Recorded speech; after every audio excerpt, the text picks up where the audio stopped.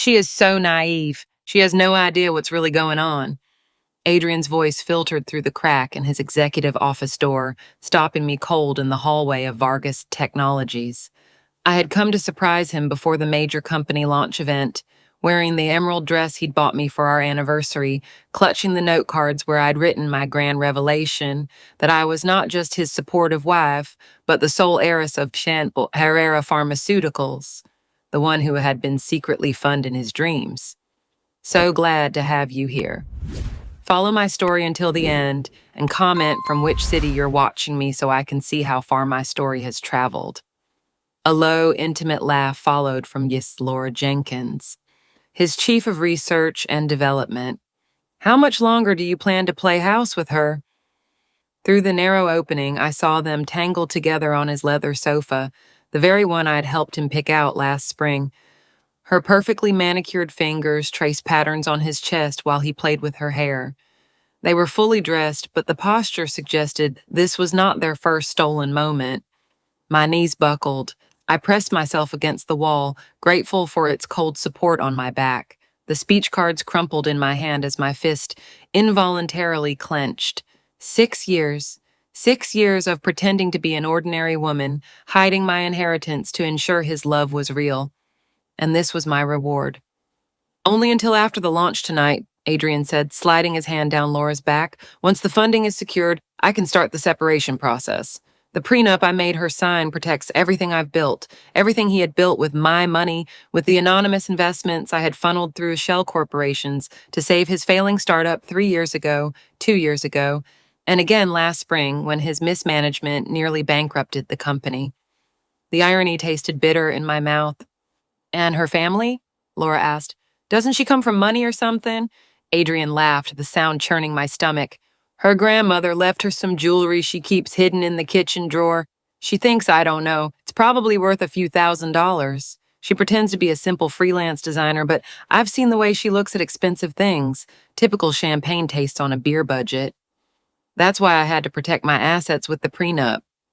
The kitchen drawer, where I kept my Cartier watch, my Van Cleef and Arpels, earrings, my father's Patek Philippe, items worth more than his entire company's quarterly revenue, stashed among mismatched spoons and expired coupons because I wanted him to love me, not the billions of Herrera dollars that had been untouched since my father died 2 years prior.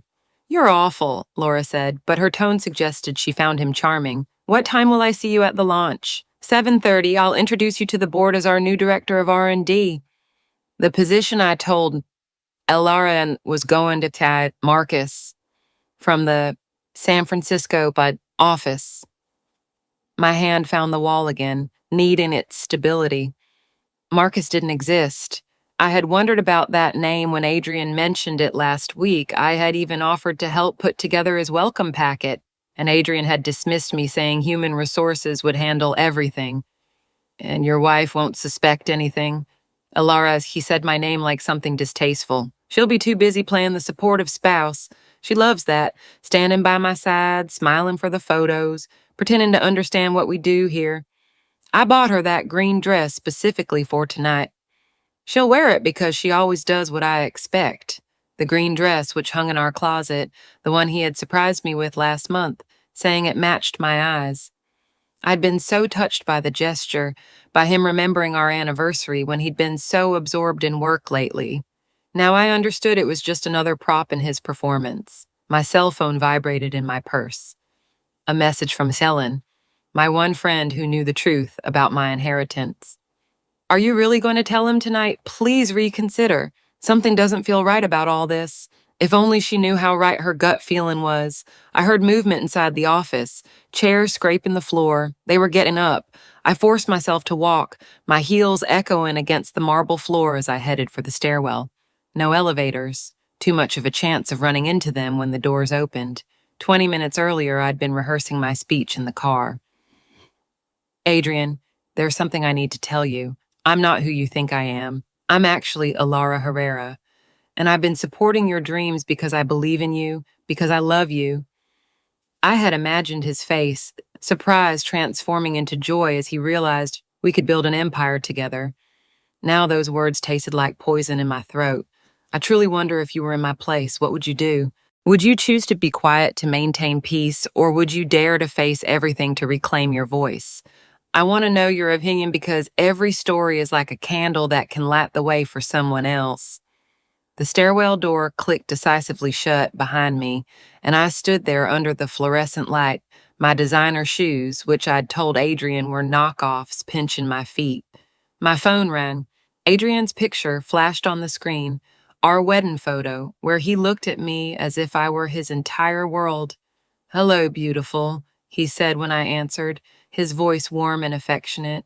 "Just wanted to make sure you're still coming tonight. You're wearing the green dress, right?" "Of course," I heard myself say, my voice surprisingly steady. "Perfect. I have a huge surprise planned for after the announcement, something that's going to change our lives forever. I can't wait to see it," I replied. And for once, I meant it, just not in the way he expected. "Gotta run," he continued, as still in meetings. "These investors are demanding, but after tonight, everything will be different, I promise." "Yes, Adrian, everything will be different." The call from and Arthur Sterling came 3 days later while I was pretending to work on a logo design for a fictitious client. My laptop screen showed Adobe Illustrator, but my mind kept replaying Adrian's words, Laura's laugh, the cruelty of their conversation. When Arthur's name flashed on my phone, I almost didn't answer. The Herrera estate lawyers only called when something was wrong. "Alara, we need you here immediately," Arthur said without preamble. His voice carried the weight of 40 years in probate law. "There are documents requiring your signature before today's closing, or we face a 7-figure tax penalty on your father's pharmaceutical patents." I glanced at the clock, 2 p.m.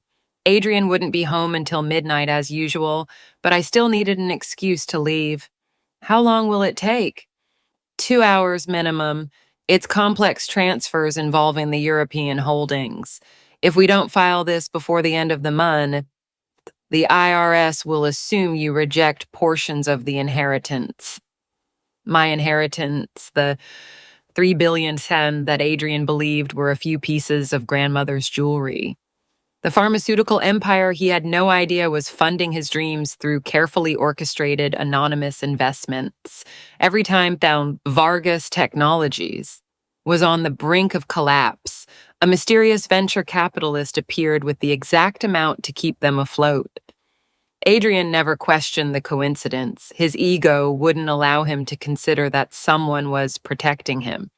"I'll be there in 40 minutes, I told Arthur, already fabricating the lie I'd tell Adrian if he asked. An urgent job from a demanding client, another logo revision. The mundane fiction of my invented career, the firm of Sterling and Associates occupied 3 floors of a building that screamed old money. Persian rugs that cost more than most people's cars, original painting that belonged in museums. Arthur met me in his office. The documents were already spread across his mahogany desk. Each signature I applied released another portion of my father's empire into my control. Pharmaceutical facilities in Switzerland, research patents valued in the billions, investment portfolios that had been growing since before I was born. "Your father would be proud," Arthur said as I signed for the 20th time. "He always said you'd know when to claim your legacy." Proud, yet watching me conceal my wealth from my husband like a shameful secret, pretending to be ordinary while Adrian built his egos on the foundation of my hidden support. And 2 hours later, I was walking through the lobby of one Vargas Technologies, having decided to surprise Adrian with coffee from his favorite cafe, when I collided with Laura Jenkins. It wasn't accidental. She had clearly been waiting, positioned perfectly to intercept anyone heading to the elevators. "Alara," she said my name as if we were old friends, though I knew we had never formally been introduced. Her hand gripped my arm, her fingers pressing just enough to prevent me from pulling away. "What a pleasure to run into you."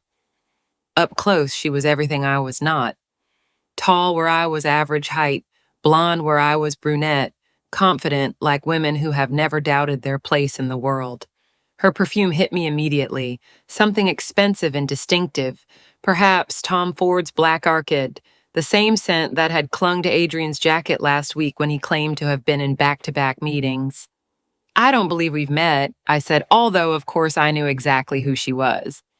Laura Jenkins, director of R&D, the woman whose fingers had been tracing patterns on my husband's chest 3 days prior. Oh, but I feel like I know you, she said. Her smile showed too many teeth. Adrian talks about you constantly, how devoted you are, how supportive. It must be so hard having a husband who works such long hours. The pity in her voice was so fake, it could have been manufactured in a lab. She squeezed my arm again, and I caught another wave of that perfume. Definitely Black Orchid. Definitely the same scent that had been on Adrian's clothes. He's dedicated to his work, I replied, keeping my voice neutral.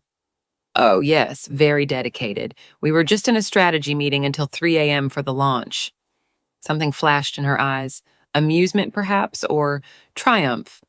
Your husband has incredible stamina. The coffee in my hand suddenly felt heavy. 3 a.m. He had texted me at 11 o'clock, saying he was leaving for home. Another lie to add to the collection I was accumulating. I need to go, I said, stepping toward the elevator. Of course. She released my arm but leaned in, her voice dropping to a whisper. It's a lovely dress, by the way. Zara has some beautiful things lately. She walked away before I could reply, her heels clicking on the marble with the confidence of someone who had already won a game. I didn't know we were playing. I stood there holding the cooling coffee, wondering how she knew where I shopped. Had Adrian told her? Had he laughed about his wife's bargain hunting while they conducted their strategic planning sessions? The surprise worsened that evening. Adrian's mother, Eleanor, arrived unannounced at 7 o'clock using the spare key we'd foolishly given her for emergencies. I was setting the table with my grandmother's Waterford china, the $30,000 set I'd told Adrian I'd found at a flea market for $200. Laura, darlinin', Eleanor said, though her tone suggested I was anything but. She gave me 2 air kisses while her eyes cataloged everything wrong with our Manhattan penthouse. I was just in the neighborhood. Greenwich City was her neighborhood. Nothing in downtown Manhattan was. Adrian's not home yet, I said, though she already knew she never visited when her son was present to buffer her critiques. Perfect. We can have a little girl talk. She settled into our living room like a queen granting an audience. This place looks rather dated, doesn't it? Perhaps after the launch, you can afford to redecorate. The penthouse was impeccable. I had spent a fortune to make it look comfortably middle class, hiding anything that might reveal my wealth, but to Eleanor, who knew nothing of my inheritance, we were simply not good enough. We're comfortable, I said, pouring her wine from a bottle I claimed was from a Trader Joe's, but had actually cost $300. Comfortable. She repeated the word as if it tasted foul. Well, I suppose that's something. Although at your age, I had already given Carlos 3 children. Adrian isn't getting any younger, you know. The children conversation was had every time she visited. What she didn't know was that Adrian had been postponing that discussion for 2 years, always claiming we needed to be more financially stable first. Now I wondered if he had been waiting until he could leave me for Laura. Speaking of proper marriages, Eleanor continued, swirling her wine, I ran into Laura Jenkins at the club yesterday. Such good breeding. Her father is in pharmaceuticals, you know, old money, the kind of background that would perfectly complement Adrian's ambitions. The wine glass trembled in my hand. She seems nice. Nice? Eleanor laughed. Darling, she's exceptional. A Harvard Medical School published researcher, the kind of woman who understands Adrian's work, her eyes fixed on me with surgical precision. Not that you don't try, dear, but some things require a certain level of sophistication. I served dinner on my grandmother's china while Eleanor continued her monologue about Laura Jenkins' virtues. Each plate I put on the table was worth more than Eleanor's monthly mortgage payment, but she only saw what I wanted her to see. Mismatched plates from a middle-class wife playing house in a world she didn't belong to. After she left, I was cleaning up the kitchen when I found it. Adrian's gym bag forgotten in a corner behind the recycling bin. Inside, beneath his workout clothes, was a receipt that made my heart stop. Hotel Arts, San Francisco. 2 nights, King Suite. The dates matched the weekend he had claimed to be working tirelessly in the lab. Room service charges for breakfast for 2, champagne served at midnight. Tell me whether you have parents, grandparents, or older family members who deserve more respect than they currently receive from their families. Alternatively, tell me if you yourself are going through a situation in which you're not appreciated as much as you truly deserve. When Adrian finally got home at 11:30, I was still holding the receipt. "How was it in San Francisco?" I asked. He didn't even pause it as he hung up his jacket. "What do you mean? I haven't been to San Francisco in months." I stood there holding the receipt while Adrian hung up his jacket, his lie about San Francisco suspended in the air between us, like a physical presence. My hands no longer trembled. They had moved past that into a strange numbness that spread across my arms and chest. He walked past me toward the bedroom, loosening his tie, completely oblivious that I held the proof of his deception in my hands. The next morning, I claimed to be sick on my fictitious freelance projects and did something I had never done before. I followed my husband. He left at 8:30 a.m., normal time, normal routine. He kissed me on the cheek with lips that had likely kissed Laura in that San Francisco hotel room. He told me not to wake up because Tuesday meetings always ran late. Tuesdays. I made a mental note. By noon, I was positioned at a cafe across the street from the Gilded Room, the upscale restaurant where Adrian claimed he could never get a reservation. Through the window, I watched him arrive first, checking his watch, adjusting his hair. He had changed shirts since that morning, the blue one I'd bought him for Christmas, replaced by the gray one Laura had complimented at the company dinner last month. She arrived 10 minutes later, and the way his face lit up squeezed my chest tight. He rose to meet her, his hand resting on the small of her back as he guided her to their table, an intimate corner booth partially hidden from view. The waiter brought champagne without being asked. Clearly, this was their regular spot, their regular Tuesday routine. Her hand reached across the table, her fingers intertwining with his as they looked over menus they likely knew by heart. She threw her head back, laughing at something he said, and he watched her with an expression I recognized. The same way he used to look at me when we were dating, when I was still mysterious and exciting, before I became furniture in his carefully constructed life. When they left at 2:30, Adrian helped her with her coat with such tenderness that I had to look away. His hands lingered on her shoulders, adjusting the collar, tucking a strand of hair behind her ear. The same gestures he had once reserved for me now performed on a sidewalk in broad daylight, where anyone could see, where his wife could see. I drove to Catherine Ellen's apartment instead of going home. One look at my face was enough for her to usher me inside, already reaching for the wine. We sat on her sofa, the same one where she had helped me rehearse my revelation speech only 2 weeks ago, when I thought my biggest problem was finding the perfect moment for the announcement. "I have to tell you something," Ellen said suddenly, wringing her hands in her lap. "I've been trying to find a way to say it for weeks." The wine in my glass sloshed precariously as I set it down. "What?" "3 weeks ago, I was downtown looking for a birthday present for my mom." Now she was crying, tears streaming down her face. "I walked past Cartier, and through the window I saw Adrian. He was with a blonde woman. She was trying on rings." Alara engagement rings. The room tilted slightly. I gripped the sofa cushion to steady myself.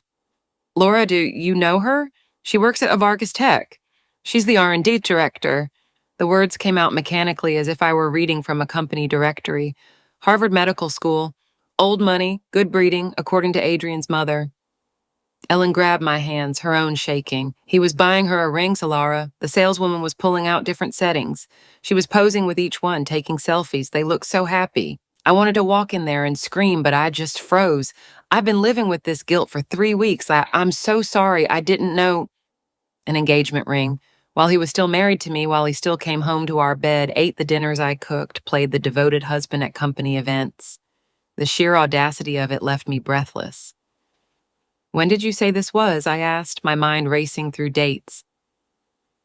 3 Tuesdays ago, around 2 p.m. Tuesday, their regular day, lunch at the Gilded Room, followed by ring shopping. How romantic, how perfectly planned. I wondered if he had already proposed, if she was wearing the ring somewhere I couldn't see it, or if he was waiting until after the launch, after he secured his funding and could dispose of me without risking his company. That night, I waited until Adrian was deep asleep, his breathing even and heavy. His regular phone was charging on his nightstand, but I didn't need it. I had something better. Access to our joint accounts, the ones he didn't know I monitored through my own banking app. I sat at the kitchen island with my laptop, the screen glow turned down, and began to investigate. There they were, small transfers every week. 500 here to 700 there, always to the same unrecognized account number. The transfers had been happening for over a year, labeled as investment planning or portfolio diversification. $50,000 systematically moved out of our joint savings. But I knew those patterns. I had managed hundreds of millions in Herrera funds. I had seen every possible financial maneuver. This wasn't investment planning. This was an exit strategy. He was building a cushion, likely in an account solely in his name, preparing for the divorce he thought would follow the launch.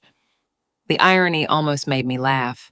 He was stealing what he thought was his own money, unaware that every cent in our accounts had come from my inheritance, carefully laundered through fake freelance projects and imaginary clients. He was embezzling from the Herrera empire without even knowing it existed. At 3 a.m., a phone vibrated. Not his regular cell, but a sound that came from his jacket pocket. A second phone. Like a character in a bad spy movie, he slid out of bed, grabbed the jacket, and locked himself in the bathroom. But our apartment had thin walls, and I had learned years ago that if you pressed your ear to the shared wall, you could hear everything. "The timeline is tight," he whispered.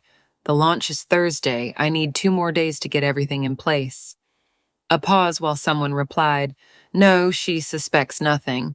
Alara is too trusting. She actually bought the story about Wide Marcus from the San Francisco office." A soft laugh. "I know, she even offered to help with his welcome packet. Sometimes I almost feel guilty about how easy this is." Another pause. "The divorce papers are already drafted. My lawyer says with the prenup she'll get nothing except what she brought into the marriage, which is basically just some old jewelry and whatever she saved from her design projects, my design projects, that had funneled $3 million into Vargas Technologies over the past 6 years. After the launch, after the investors sign, I'll tell her, Friday morning. I want to do it in person. At least give her that respect." Respect. The word made me nauseous. "I love you too," he whispered, and my heart finally broke completely. "Just 2 more days, and we can stop hiding." The bathroom door opened. I forced my breathing to stay deep and even as he slid back into bed. He lay beside me, this stranger with my husband's face, and within minutes, he was asleep again. But I stayed awake, staring at the ceiling, planning my own timetable. The Thursday launch was 36 hours away. Adrian thought he had 2 more days of pretense. He was wrong. The 36 hours passed with excruciating slowness. I moved through Wednesday like an actress who had forgotten her lines, but was performing anyway. Adrian left that morning with his usual kiss on the cheek, reminding me about the launch event, making sure I would wear the green dress. I smiled and nodded, playing the devoted wife one last time, while my stomach twisted with the knowledge of what was coming. Thursday arrived, and thick with humidity that made the air dense and suffocating.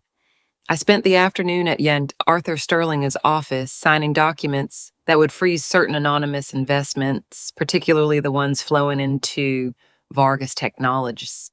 Arthur didn't question my sudden decisions. He had been my father's lawyer for 30 years and understood that sometimes timing is everything in both business and personal affairs. By 6 o'clock p.m., I was standing in front of our bedroom mirror, zipping up the emerald dress Adrian had chosen for me. The fabric felt like armor against my skin. My hands were steady as I applied my lipstick, a darker shade than I usually wore.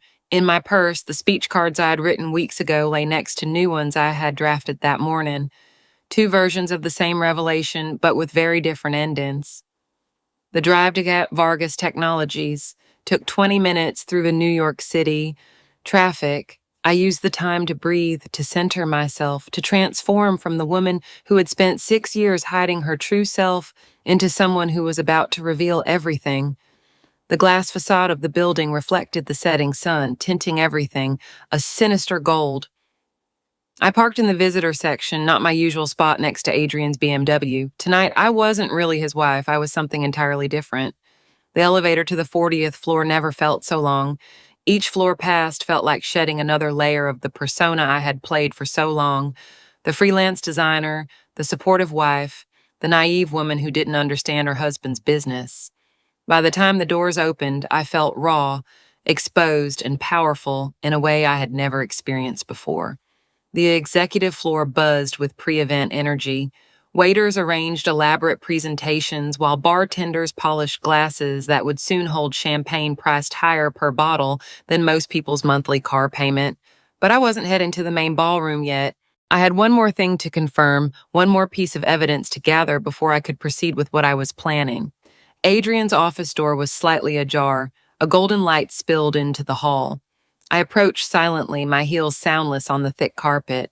Through the crack, I heard his casual, dismissive voice in a tone I now knew too well. "She'll be here soon," he was saying, "playing the perfect wife in that green dress I bought her. God, I was so grateful for that thing. You'd think I bought her diamonds instead of something on sale at Zara." Laura's laugh was like nails on a chalkboard. "She really has no idea about us. Alara is sweet, but observation isn't her strong suit. Does she still believe I'm working late when I'm with you? Does she still think that San Francisco conference was real? You could probably move me into your apartment, and she'd think I was the new housekeeper." They were sitting on the leather sofa, the same one as the other day. Laura had taken off her shoes, her feet tucked beneath her, as she leaned into Adrian's shoulder. On her left hand, catching the light from his desk lamp, was a ring, the engagement ring Ellen had seen him buy. She was already wearing it, just on the wrong hand for now. "After the divorce talk tomorrow, we won't have to hide anymore," Adrian continued, his fingers playing with her hair. "I have everything set. The prenup protects all my assets. She gets what she brought in, which is basically nothing. Some old grandmother's jewelry she thinks I don't know about. Maybe 50,000 that she saved from her little design gigs." "And the company?" Laura asked. "Once tonight's launch is a success and the investors sign said it's Vargas Technologies, will be valued at over 100 million, none of which she can touch thanks to that agreement. She was so anxious to prove she wasn't after my money that she signed it without even having a lawyer look it over." The irony of that statement almost made me laugh out loud. The prenup protected his assets, yes, but it also protected mine. Every anonymous investment, every shell company transfer, every cent of the Herrera fortune remained solely under my control. He had been so focused on protecting himself from a gold digger that he never considered he might be the one getting cleaned out. I backed away from the door and walked toward the executive floor restroom, the one with marble countertops and individual stalls that locked properly. I stood in front of the sink, meeting my own eyes in the mirror. The woman looking back wasn't the same one who had rehearsed speeches about love and partnership. This woman had sharper edges, clearer vision, and a plan that was about to unfold. I called Arthur from the restroom, keeping my voice low, but firm. "Execute the transfers we discussed. All of them. Immediately." "Are you sure? Once I do this, it can't be reversed." "I'm sure." Next, I called the security firm I had contacted earlier that week. "Mercurial Security, this is Plaid Elara Herrera. I need your team at Vargas Technologies in 1 hour, discreet positioning, but visible when I give the signal." "Understood, Miss Herrera. We'll have 6 operatives in place." I reapplied my lipstick, adjusted the emerald dress one last time, and walked out towards the ballroom. The transformation was complete. I wasn't walking in as Adrian's naive wife. I was walking in as Alara Herrera, heiress to a pharmaceutical empire, about to reclaim my power in the most public way possible. The ballroom doors were open, revealing a sea of New York City man's tech elite mingled with the city's old money. Investors, board members, journalists, and influencers, all here to celebrate the triumph of Vargas Technologies. They turned as I entered, many recognizing me as Adrian's wife, offering warm smiles and congratulations. Ricardo Klein, a board member, approached immediately with his wife Margot by his side. "Elara, you must be so proud," Ricardo said, shaking my hand. "Adrian has built something remarkable." "Yes," I nodded, my smile perfectly calibrated. "Tonight is certainly going to be a remarkable night." Margot leaned in conspiratorially. "He's lucky to have such a supportive partner behind every great man, right?" "Sometimes," I replied, accepting a glass of champagne from a passing waiter. "The woman isn't behind him at all. Sometimes she's been in front the whole time and he simply hasn't realized. They laughed, taking it as a joke. If only they knew how literal I was being. I moved through the crowd, accepting congratulations and praise for Adrian's success. Every compliment added fuel to the fire burning in my chest. Several people mentioned how lucky Adrian was to have me, how my support must have meant everything during the difficult early years. More than you know, I told each one, smiling wider with every passing minute. The champagne glass felt weightless in my hand as I watched the crowd drift and swirl around the room like schools of expensive fish. Through the floor-to-ceiling windows, Manhattan glittered below us, unaware that 40 floors up, a marriage and a company were about to implode in front of 300 witnesses. The lights dimmed slightly and Adrian appeared on the podium, his confidence radiating across the room. He looked every bit the successful CEO in his tailored Tom Ford suit, the one I had bought him last year with Herrera Hill money he didn't know existed. Behind him, a massive screen displayed the Vargas Technologies logo, sleek and modern, built on lies and the anonymous investments of a wife he thought was nobody special. Ladies and gentlemen, Adrian began, his voice carrying that practiced warmth he deployed in investor meetings.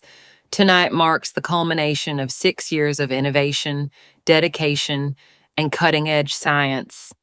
Vargas Technologies is poised to revolutionize gene therapy, and we couldn't have done it without every single one of you. The crowd clapped politely.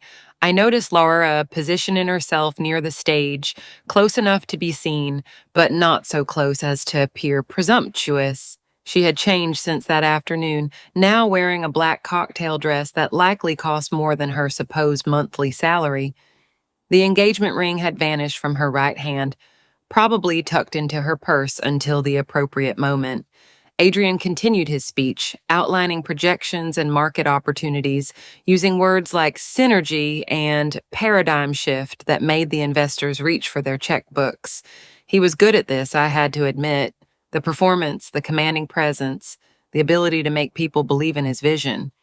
He just hadn't realized that his entire vision had been funded by the woman he had called naive 4 hours earlier.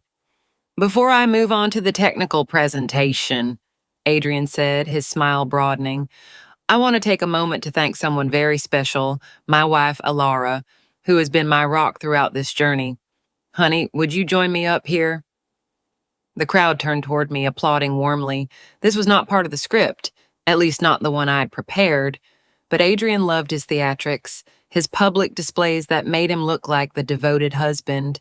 I set down my champagne and walked toward the stage, my heels clicking on the marble floor with metronomic precision. Each step felt like walking toward my simultaneous execution and resurrection. Adrian reached out a hand to help me up the 3 steps to the stage. His palm was dry and warm, the hand of someone completely certain of his control over the situation. He pulled me close, kissing me on the cheek for the cameras that were already flashing. Isn't she wonderful? He said into the microphone, his arm possessively around my waist. 6 years supporting my dream, never complaining about the late nights or the endless meetings. I couldn't have done this without her. The irony of that statement almost made me choke. He literally couldn't have done it without me, just not in the way he was implying. The crowd applauded again, and I saw several board members' wives dabbing their eyes, moved by this display of marital devotion. Actually, I said, my voice echoing through the room before Adrian could continue, I have something I'd like to share as well. Adrian's arm tightened around my waist, but his smile never faltered. Of course, darling, he said, though I caught the flicker of annoyance in his eyes. This was not planned. I wasn't supposed to speak. I gently disengaged from his grasp and took the microphone. Its weight felt right in my hands, like a weapon I'd been waiting to wield. The room fell silent. Hundreds of faces turned toward the stage, expectant and curious. Thank you all for being here tonight, I began, my voice steadier than my heartbeat. This is indeed a momentous occasion, and I am honored to be a part of it. Adrian is right that I've been supporting his dream for 6 years. What he doesn't know is exactly how much support I've been providing. A ripple of confusion went through the crowd.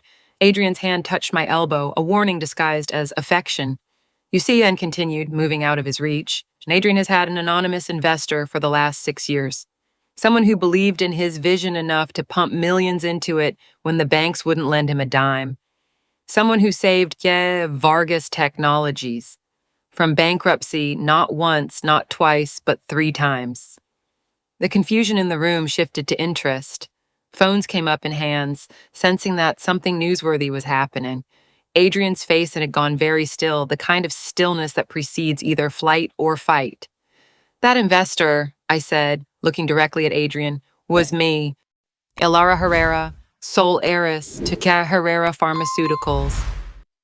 And the woman you called naive this afternoon while you were wrapped around Laura Jenkins on your office sofa. The gasp that swept through the room was almost physical, as if all 300 people had simultaneously inhaled. Adrian's mouth opened, closed, and opened again, like a fish suddenly pulled from water. His hand shot out to grab the microphone, but I stepped back, keeping it out of his reach. "That's ridiculous," he managed to say, his voice audible even without amplification. "Alara, what are you doing?" I pulled out my phone and connecting it to the presentation system with a single tap. Arthur Sterling had arranged this technical capability yesterday, ensuring I could display whatever I needed. On the massive screen behind us, the first document appeared. Bank records showing transfers from Herrera Holdings to Vargas Technologies, dated and documented. Millions of dollars flowing from my inheritance into Adrian's company. And every major funding round, I said, my voice growing stronger with each word, and every emergency capital injection, every bridge loan that kept this company alive came from Herrera money, my money, the money Adrian didn't know I had because I wanted to be sure he loved me, not for my inheritance.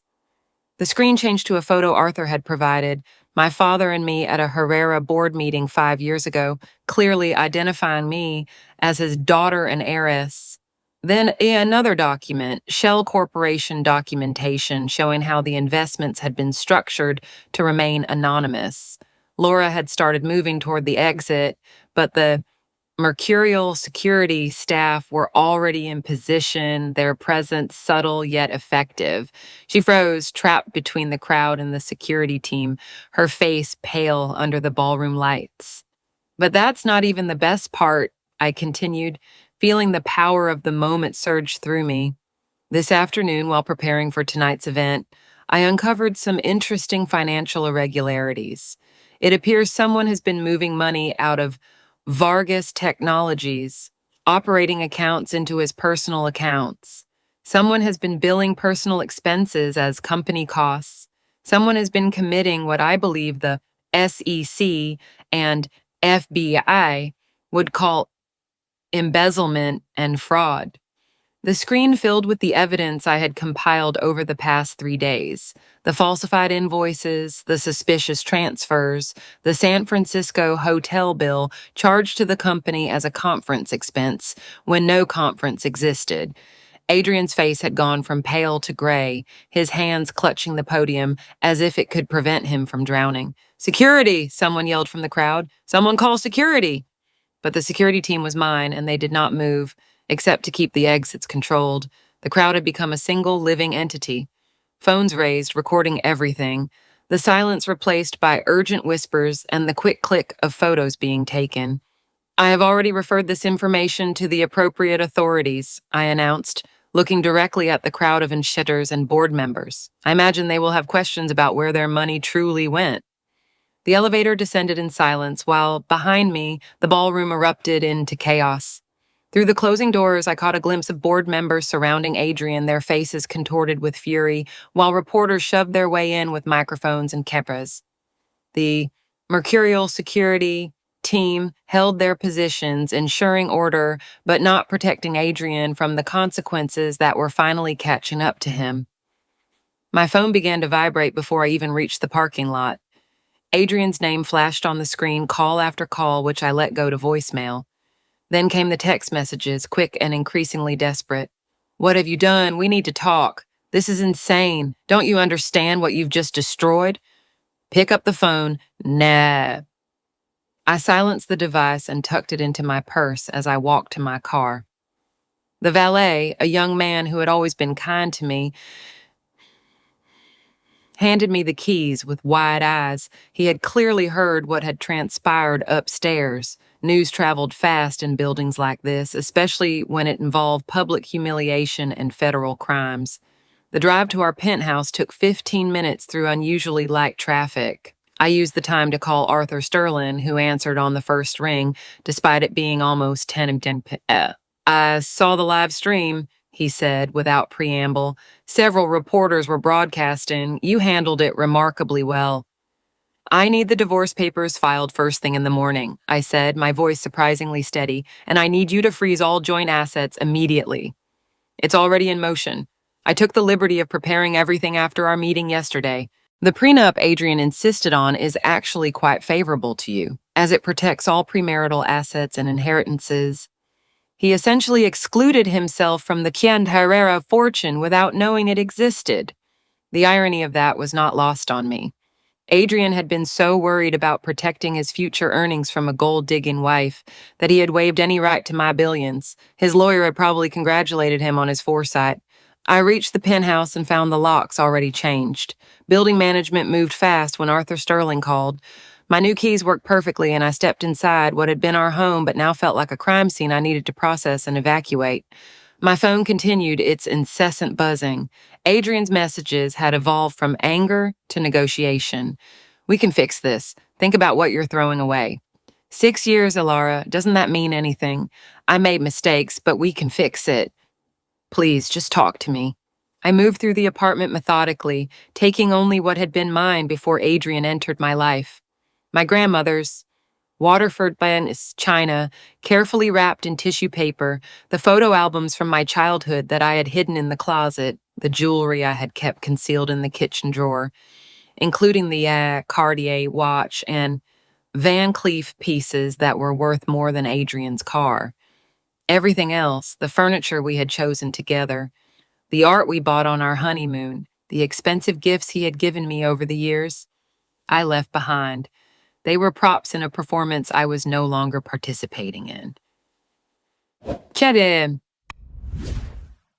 Elena arrived at midnight with boxes and a fierce loyalty. One look at my face was enough for her to pull me into a hug that nearly broke my composure. I'm so proud of you, she whispered. What you did tonight was incredible. I feel numb, I admitted, continuing with the packing while she helped. I thought I'd feel vindicated or angry or something, but I just feel empty. That's shock, she said, wrapping another piece of china. The emotions will come later. Right now, we just need to get you out of here. Adrian's messages had shifted again, this time toward threats. You have destroyed everything I worked for. The FBI is seizing our accounts because of your little stunt. My lawyers, you think you've won, but this isn't over. Nobody humiliates me like this.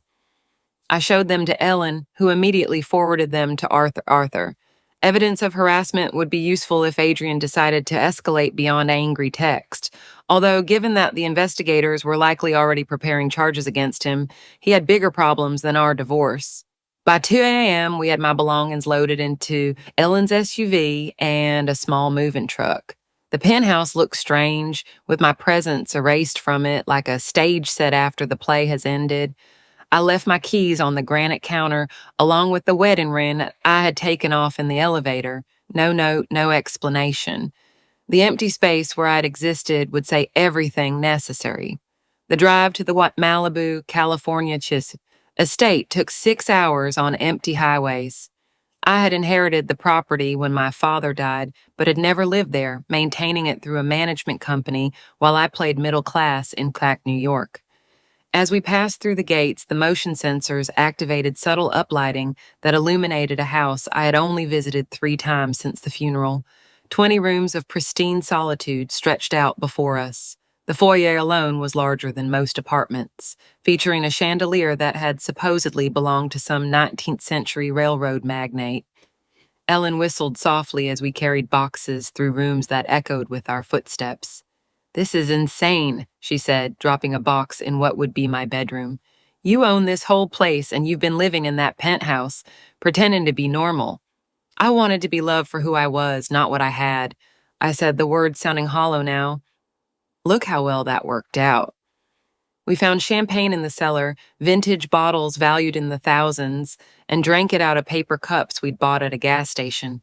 The contrast felt appropriate somehow, sitting in a 40 million mansion, drinking champagne from convenience store cups while my marriage imploded across every media platform in the country. Arthur called at 4 a.m. Federal agents raided Vargas Technologies.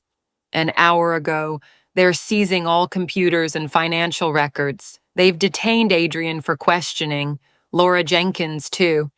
I sat up in the leather armchair of my father's study, the one he had imported from England decades ago. Your documentation was very thorough. Combined with what they're finding on the computers, they have enough for warrants by morning. Additionally, 3 major investors have already filed civil suits against Adrian personally. The prenup won't protect him from that. After Arthur hung up, I turned on the television in my father's study. Every business news channel was covering the story.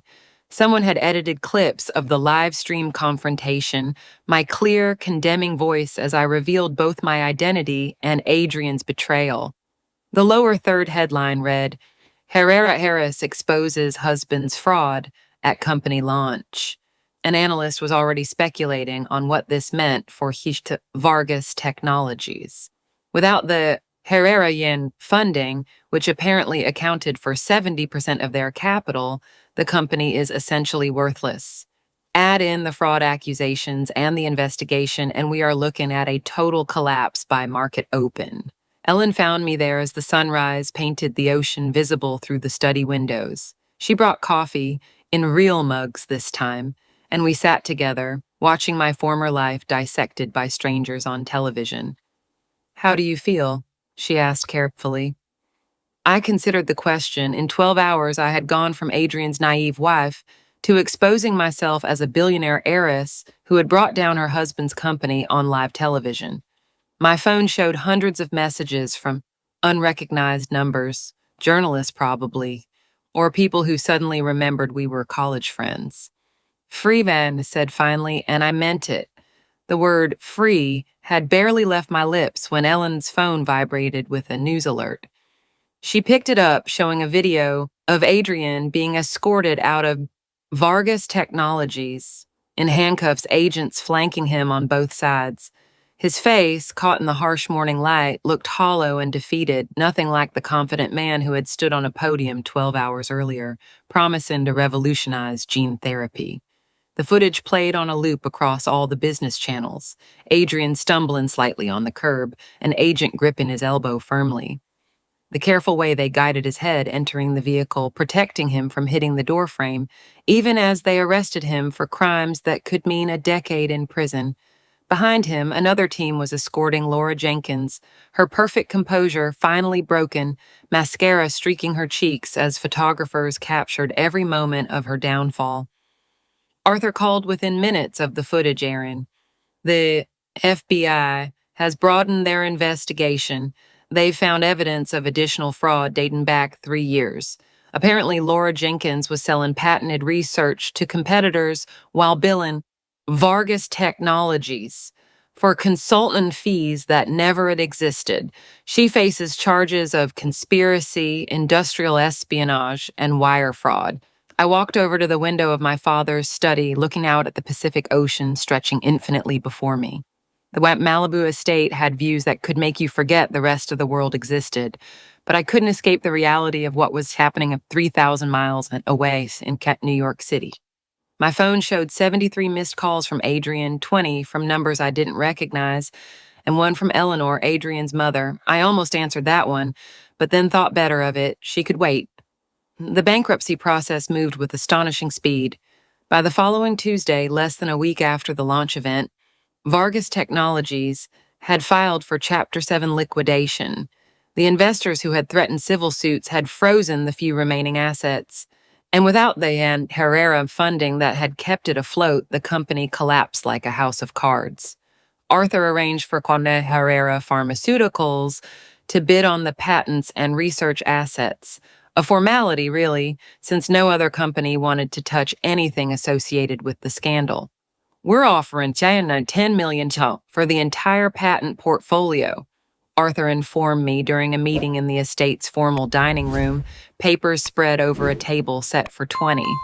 The research is quite valuable if managed properly. The scientists did good work despite the leadership failures. Ensure the research team knows they'll have jobs if they want them, Shim, I said, signing the acquisition papers. They didn't create this mess. They shouldn't suffer for Adrian's crimes. The auction itself took place in a sterile conference room in New York. I did not attend, but Arthur's associate sent updates. Adrian's executive team watched as his life's work was pieced apart and sold for pennies. The legitimate assets went to Herrera, the office furniture and equipment went to liquidators. The expensive executive floor furnishings, including Adrian's prized awards and diplomas, sold for less than $1,000 total. Eleanor finally tracked me down on the 8th day after I'd ignored 6 voicemails that progressed from demanding to desperate. She showed up at the estate gates unannounced, forcing me to decide whether to let her in or leave her stranded like a traveling salesperson.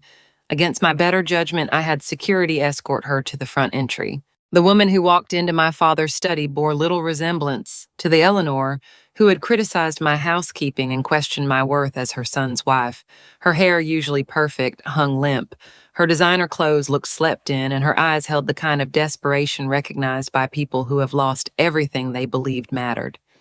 Please, what she said before I could speak, sinking into the chair across from my desk and uninvited. You have to help him. You have to tell them this is all a misunderstanding.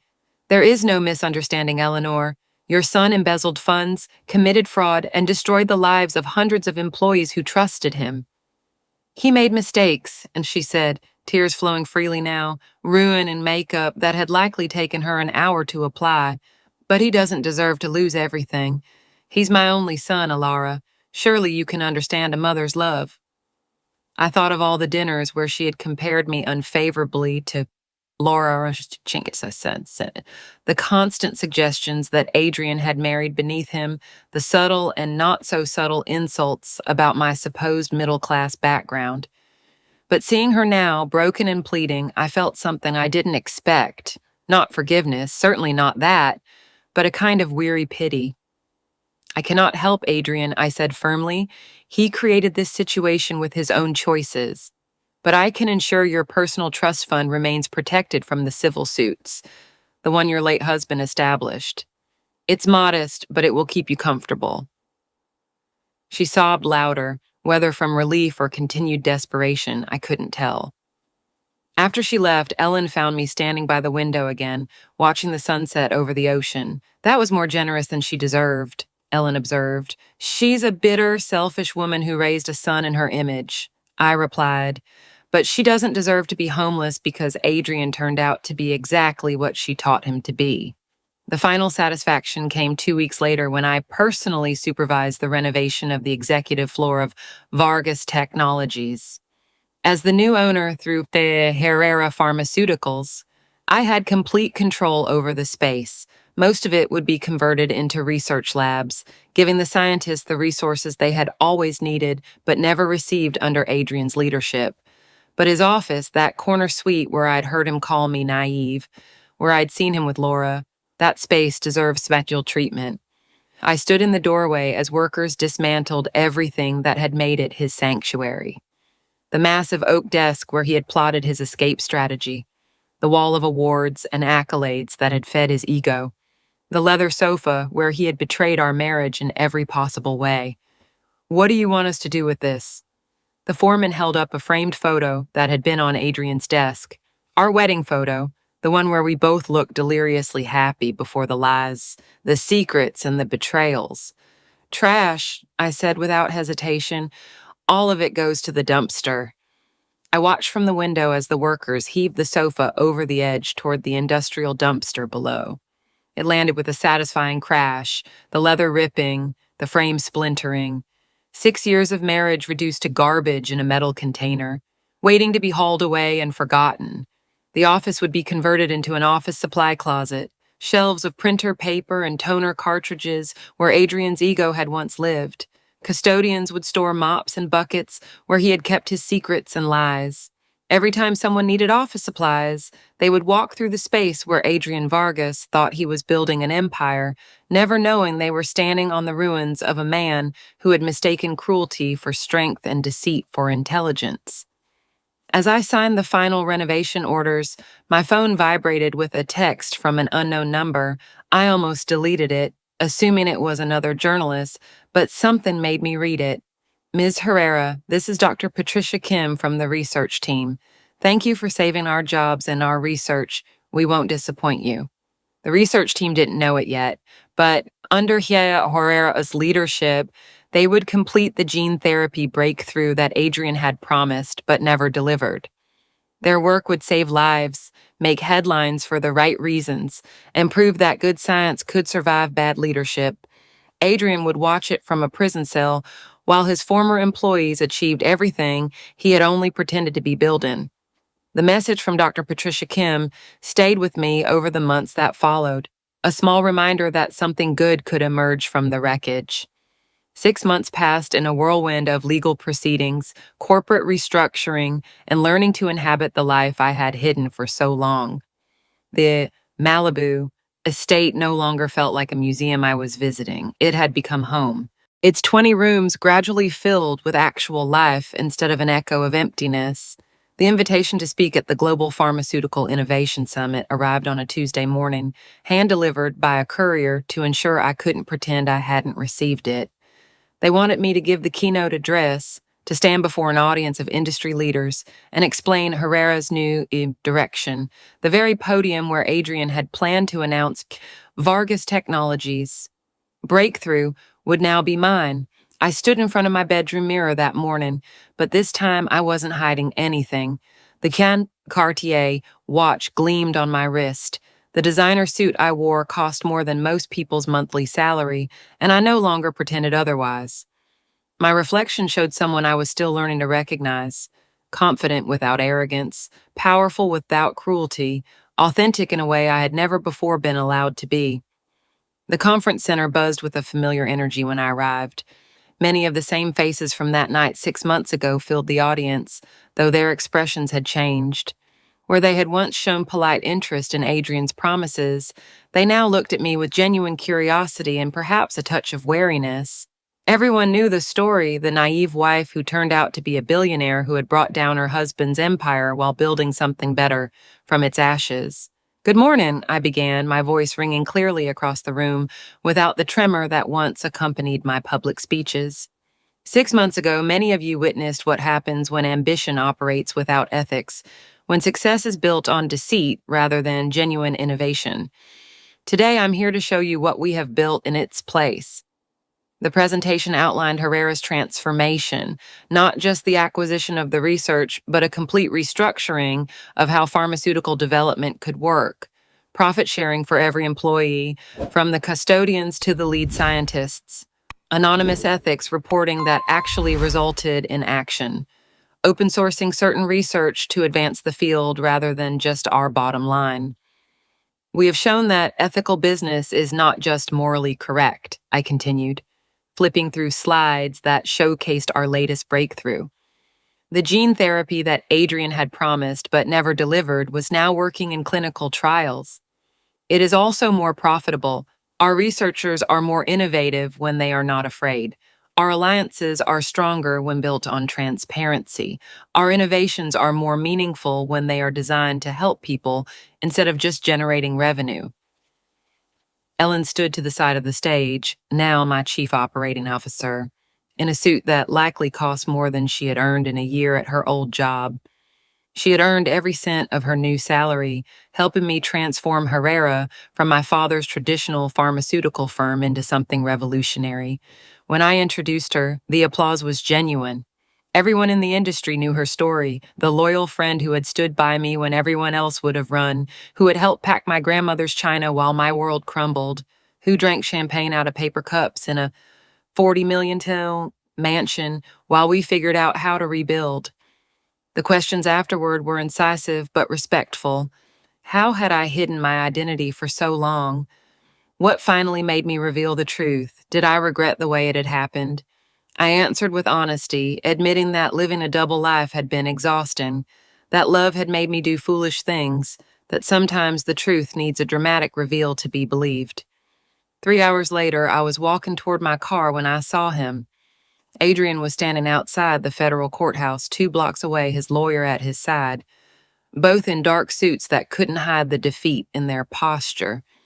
Sentencing had been that morning. I knew, but I'd chosen not to attend. Seeing him now was like seeing the ghost of someone who once mattered but had become irrelevant. He saw me at the same moment and froze. He had just been handed a 5-year prison sentence. The judge, apparently, had been unmoved by his lawyer's arguments about being a first-time offender and his previous good standing. He would serve at least 3 before the possibility of parole. His lawyer tried to pull him away, but Adrian shrugged him off and walked toward me with the determined stride of someone who has nothing left to lose.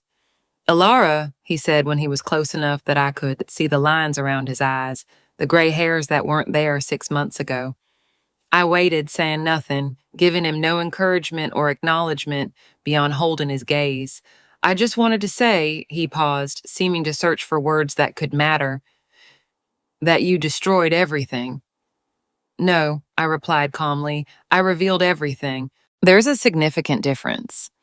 You planned all of this from the beginning, hiding who you were, waiting for the perfect moment to humiliate me." I almost laughed at his narcissism, still intact, despite everything. "You're still trying to make yourself the victim in this story. I hid who I was because I wanted to be loved for myself. You hid who you were because you planned to steal from me. We are not the same." He stepped closer and I saw his lawyer tense, likely worried about violating some court order. "You were so naive," he said, echoing the words that had started it all.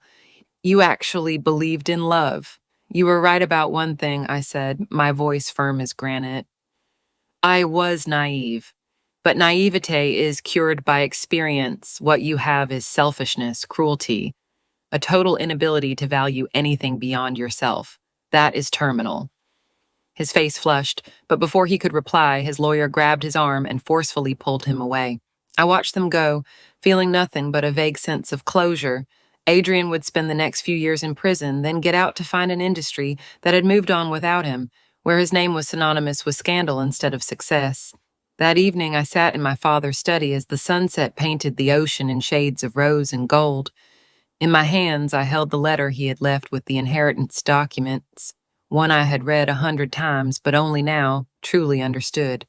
"My dearest Alara," it began in his precise handwriting. "If you are reading this, you have finally claimed your inheritance, not the money. Those are just numbers and accounts, but the responsibility that comes with it. I withheld this not because I didn't trust you, but because I wanted you to find out who you were without its weight. True wealth is not what you inherit, it is what you become when you are tested. Money can be lost, stolen, or wasted, but the person you become through trial and triumph, that is yours forever. I believe you will become someone remarkable. With all my love, Dad." The letter trembled slightly in my hands as unexpected tears blurred the words. Through the window, the sea stretched infinitely, and somewhere beyond the horizon, the future waited. Not the future I had planned with Adrian, built on lies and hidden identities, but something real, solid, and entirely mine. Tomorrow, the research team would present its latest findings. Next week, we would announce 3 new alliances with companies that shared our values. Next month, the first patients would receive the gene therapy that could save their lives. The empire I had inherited had become something greater than my father had imagined, not just profitable, but purposeful. Some women inherited fortunes and spent them. Others inherited fortunes and hid them. I had done both, and I had learned that neither brought happiness. The real fulfillment came from using that fortune to build something meaningful, surrounded by people who valued loyalty over pedigree and truth over pretense. The names and places in this story have been changed to protect the identities of those involved. We do not share this to judge, but in the hope that someone will pause and reflect on how many mothers are silently suffering within their own homes. I truly wonder, if you were in my place, what would you do? Would you choose silence to preserve peace, or would you dare to confront everything in order to reclaim your voice? I long to hear your thoughts because every story is like a candle that can light the path for someone else. I firmly believe that God always blesses and that courage leads us toward brighter days. As we close, I leave you with two of the channel's most beloved stories. I am certain they will surprise and inspire you. Thank you for staying with me until this moment.